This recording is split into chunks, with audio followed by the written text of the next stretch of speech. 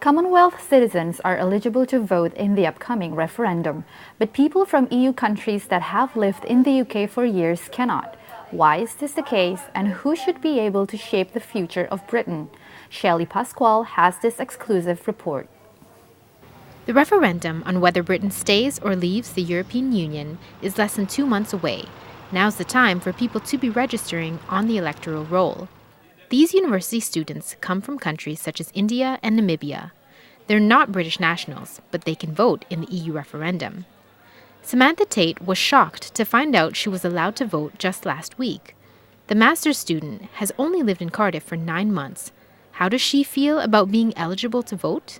Something about that screams injustice. I mean, how can I have the right as a Canadian to come to the UK for a year of studies and then have a right to vote on their policies and whether or not they leave the EU? That's massive.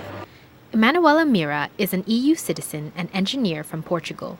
She cannot have a say in the referendum, even though she's been working in Britain for almost 4 years and has settled in Cardiff. Part of me feels that I should be entitled to vote because it can have a big impact in my future, especially when I see other people that can vote and it won't have the same impact in their lives, or potentially won't have, as it can have in mine.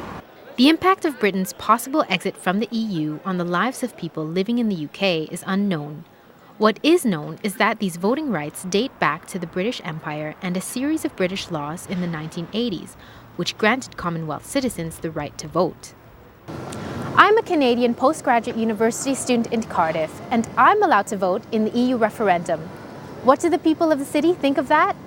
I'm fine with it. They should. Why?